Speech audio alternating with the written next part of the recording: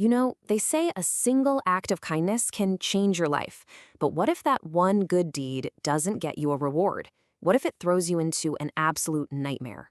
This is the incredible story of José Daniel, a man whose choice to do the right thing spiraled into a world of false accusations and a desperate fight for his own freedom.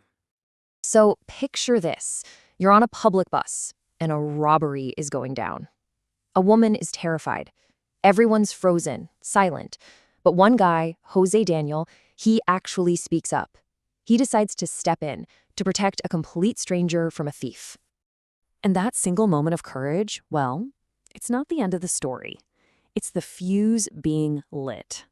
Because in the chaos that's about to unfold, his life gets completely turned upside down by a crime way more complicated than a simple bus robbery. All right, so let's dig into what happens right after this. Because what comes next, it's just this perfect storm of terrible luck and mistaken identity. Okay, so the police show up, right? But here's the twist. They're not even there for the bus robbery. They're looking for somebody else, a fugitive. And in all that confusion, they spot José Daniel and boom, they arrest him. He gets hauled away, not for being a hero, but for just being in the wrong place at the absolute worst time. And this, right here, is where the story takes a really sharp, terrifying turn. Suddenly, José Daniel is caught up in this huge conspiracy, accused of a crime he didn't even know existed. The accusation is just shocking. He's not just accused of something small. They're painting him as the mastermind behind this super complex bank fraud scheme. The authorities are saying that an account with his name on it was used to funnel stolen money, and get this, it's all coming from the exact bank where he's an employee. The real crux, they set him up perfectly, flawlessly. They built this paper trail that pointed right at him, and only him. As the one and only account holder on record, the whole system was basically designed to make him the only suspect. He was, literally, the perfect scapegoat. So you can imagine, facing this mountain of fake evidence and going up against a powerful bank, this is how José Daniel felt, just completely hopeless. He really thought he was trapped in a crooked system where the truth just didn't stand a chance against big money and influence. But just when it looks like it's all over, a new player enters the game. Judge Segarra. She gets the case, and unlike everybody else, she starts asking questions. And this is the one question that just changes everything. See, Judge Segarra just can't make sense of the two different versions of José Daniel. On one hand, you've got this cold, calculating thief the prosecution is describing. And on the other, you've got the selfless guy who risked his own safety for a total stranger. It doesn't add up. So the judge, she starts digging into the actual evidence. And right away, she starts finding some major problems. Like, how on earth could José Daniel have been making bank transfers when he was already locked up in custody? And why didn't the dates on the official paperwork line up? All of a sudden, that perfect case the prosecution had built, yeah, it's starting to crumble. So based on all these red flags, the judge does something pretty bold. She revokes his detention order, and for the first time in what must have felt like forever, José Daniel is a free man.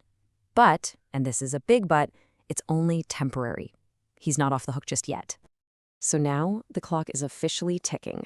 José Daniel has to use this tiny window of freedom to find the one person who can prove he's innocent. And he has to do it before the real criminals find her first. Meanwhile, the bad guys are getting desperate. They have their own plan. They know that this IT specialist, Ingrid, she's the one person who can blow their whole operation wide open. So they try to buy her off with a plane ticket and a pile of cash, but they also threaten her. Basically, they tell her she'll go to prison if she doesn't play along. They are doing everything they can to make her disappear. But José Daniel gets to her first. And he doesn't threaten her. He doesn't offer her money. No. He just appeals to her conscience. He asks her to think about her own kid, about the future, about what's right. It's this incredibly powerful human moment. So all of this leads to the final showdown. Everybody's back in the courtroom. The bank slayer, he's looking pretty smug, probably thinking he's already won. And then the courtroom doors swing open. At the absolute last second, in walks Ingrid Pérez. You can just imagine the look on that lawyer's face. His confidence? Gone. José Daniel's long shot just paid off big time. And Ingrid, she doesn't just show up to talk. She brings a whole arsenal of proof. We're talking undeniable evidence. She proves the transfers came from a computer inside the bank, not from José Daniel. She has certified screenshots. She has messages from the lawyer's own device that lay out the whole conspiracy. She even has the plane ticket they bought to try and shut her up. The entire case against José Daniel just evaporates. Now, faced with all this proof, the lawyer tries to object. But Judge Segarra, she is having none of it. She takes complete control. With this one powerful line, she just lays down the law. She makes it crystal clear that justice is what matters in her courtroom. And the fallout is immediate. It is swift and it is severe. The judge slaps a travel ban on the lawyer and the bank manager who cooked up this whole scheme. And then they're arrested right there for fraud. Justice, which had been so silent, is finally speaking, and it's speaking loud and clear. So with the real bad guys on their way to jail and his name completely cleared, José Daniel can finally start his life over. But wait, the story isn't quite done yet. A little while later, after everything's settled down, José Daniel goes to see Judge Segarra, not in court, just as a regular person. And he brings her a simple gift. A bouquet of yellow flowers. And when she asks why, he explains that for him, yellow is the color of hope. It's the hope that she gave him when it felt like absolutely no one else would even listen.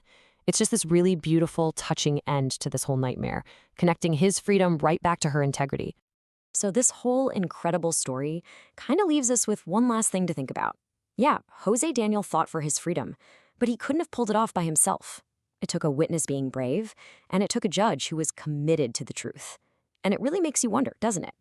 Do we make our own justice in this world, or do we really find it in the goodness of other people?